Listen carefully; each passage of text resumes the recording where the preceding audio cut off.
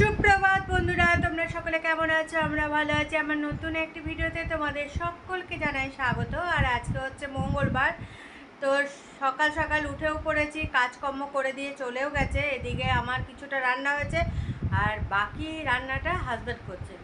বুঝতে পারছো, স্পেশাল তার মানে কিছু হচ্ছে। আসলে কি, সেই ফ্রিজে চিকেনটা ছিল, একদিন তো করেছিলাম, কবে যেন শুক্রবারে না কিবারে করেছিলাম, তো সেই দিন করেছিলাম আর বাকিটা ফ্রিজে রাখা ছিল। তো সেইটা বললাম তাহলে আজকে করে ফেলো, কারণ এরপর মেয়ের পরীক্ষা শুরু হয়ে যাবে, তখন চিকেন টিকেন আর করা যাবে না, কারণ পরীক্ষার সময় ওই চিকেন টিকেন খাওয়া হবে না। কারণ যদি পেট গড়বড় হয়ে যায় বা শরীর খারাপ করে তখন এক ঝামেলা।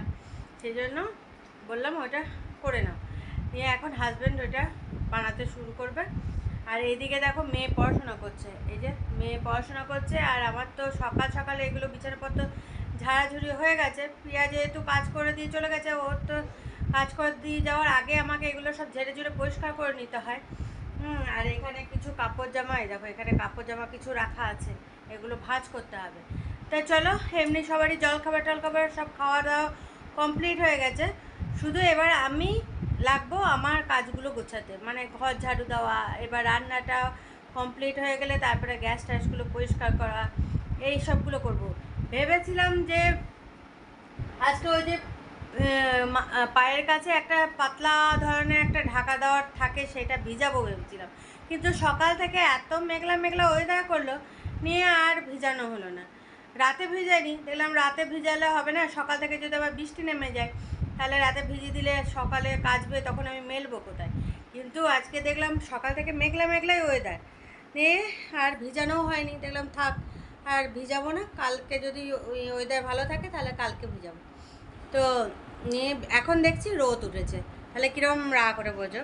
হ্যাঁ, রোদটা দিলে সকাল থেকে দিলে তো এটা ভিজিয়ে দিলে কেচে দেওয়া হতো। তো রোদ তো দেবেই, জানার কথা। হ্যাঁ, যা গরম, বৃষ্টি তো খুব কম, আমাদের এদিকে বৃষ্টি সেরকমই নেই। অন্যদিকে কত বৃষ্টি হচ্ছে, আর আমাদের এদিকে বৃষ্টি বর্ষাকাল বুঝতে পারা যাচ্ছে না। ওই হালকা ফুলকা ঝিরঝিরে নিয়ে মাঝে সাঝে হচ্ছে। তো চলো, আর বেশি বকর না করে আমার কাজগুলো আমি সেরে নিই। আর দু একটা জামা কাপড় আয়রন করতে আছে, সেইগুলোকেও করতে হবে। তো চলো এখন সেই কাজগুলো সারি আমি।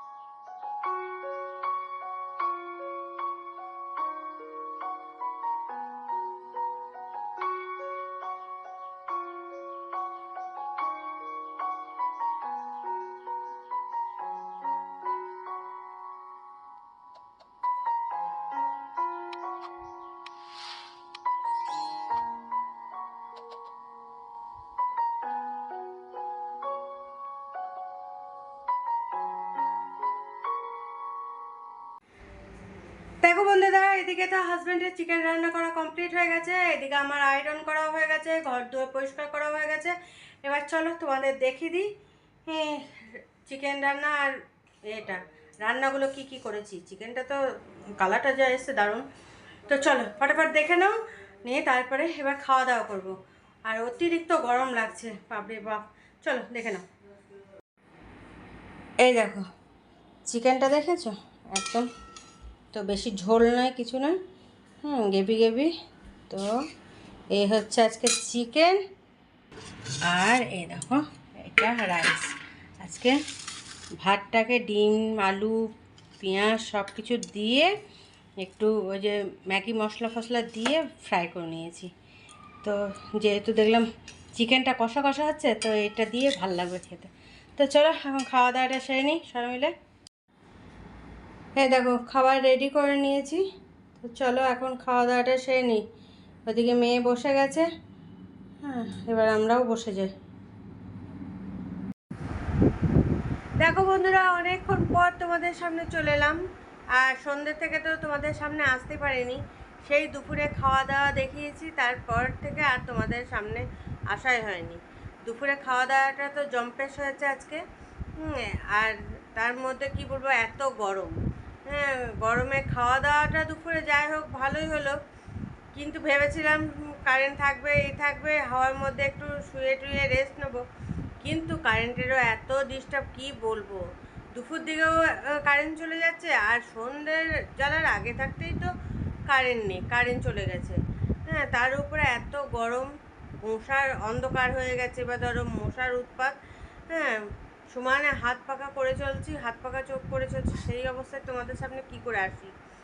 মেয়ের এইদিকে পড়তে বসেছে, চার্জার জ্বালিয়ে দেওয়া হয়েছে, তো পড়তে বসছে, তো পড়বে কি, ঘাম হচ্ছে, সমানে ঘাম হচ্ছে, সে হাত পাকা করে চলছে। আমি একবার করছি, হাজব্যান্ড একবার করছে।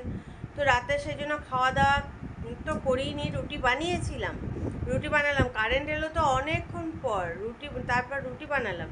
রুটি বানিয়েও কেউ খেতে পারেনি রুটি, কারণ মেয়েও বললো খাবো না, আমিও দেখলাম যে না, এত গরমের মধ্যে দিনে ওরকম খাওয়া দাওয়া করেছি, তো রাতে আর খেলে হবে না। আবার যদি রাতে বিরাতে এই কারেন্ট না থাকে, তাহলে তো গরমে একদম সিদ্ধ হয়ে যাব। হাজব্যান্ডও বললো যে না, রুটি খাবে না। হাজব্যান্ড অল্প একটু মুড়ি খেলো, বললো রুটি খাবো না। তো সেই জন্য রুটি বানিয়েও রুটি খাওয়া হয়নি। যা গরম, ভয়ে মানুষে খাওয়া দাওয়া বন্ধ করে দিচ্ছে। অতিরিক্ত গরমটা, তার কি করব বলো। সন্ধ্যে থেকে সেই জন্য তোমাদের সামনে আর আসতে পারলাম না। সন্ধ্যে জ্বাললাম টর্চ জ্বালিয়ে, চার্জার জ্বালিয়ে, যে খানিকক্ষণ পর যে চলে আসবে কারেন্টটা, তা তো নয়, সে আসেই না। কী করে টাইমটা পার করব। এদিকে মশাতে কামড়াচ্ছে, এদিকে গরমে ঘাম হচ্ছে, সে মনে হচ্ছে যেন চান করে উঠেছি। মেয়েকে সমানে হাওয়া করে চলছি, এবার কতক্ষণ হাওয়া করবে মানুষের। হাওয়া করতে করতে হাতগুলো তো ব্যথা করে যাচ্ছে। একবার হাজব্যান্ড করছে, একবার আমি করছি, পাল্টাপাল্টি। তো যাই হোক, ওরকম করে টাইমটা কোনোরকম পার করলাম। তারপর কারেন্ট এলো, একটু হাওয়াতে বসলাম, মনে হচ্ছে যেন বাপরে বাপ, নিঃশ্বাস ফেলে বাঁচলাম একটু। শীতকালে কারেন্ট যায়, অতটা কোনো হয় না, অসুবিধা হয় না, কিন্তু গ্রীষ্মকালে কারেন্ট যাওয়া মানে কঠিন ব্যাপার।